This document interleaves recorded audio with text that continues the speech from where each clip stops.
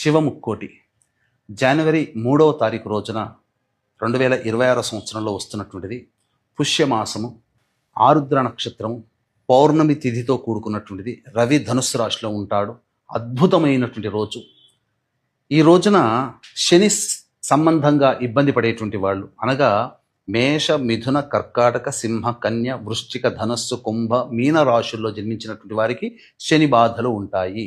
ఈ దోష నివారణార్థమై మీరు ఈ రోజున శివాలయానికి చేరుకొని నవగ్రహాల చుట్టూ శివాయ నమః అంటూ 27 ప్రదక్షిణలు చేసి ఈ శనైశ్చరుడికి కానీ లేదా శివలింగానికి కానీ కాలభైరవుడికి కానీ నల్ల నువ్వుల నూనెతో అభిషేకము జరిపించి శంకు పుష్పములతో కానీ నీలిరంగు పుష్పాలతో కానీ అర్చన చేసినట్లయితే లేదా మారేడు దళాలతో అర్చన చేసిన సకలమైనటువంటి శని బాధలు తొలగి మీరు చేస్తున్నటువంటి పనులలో ఆటంకాలు తొలగి ఆనందంగా జీవిస్తారు అని చెప్పవచ్చు. ఈ రోజున ప్రధానంగా ఉత్తర ద్వారం గుండా శివాలయంలో ఈశ్వరుని దర్శించుకునే భాగ్యం కలుగుతుంది.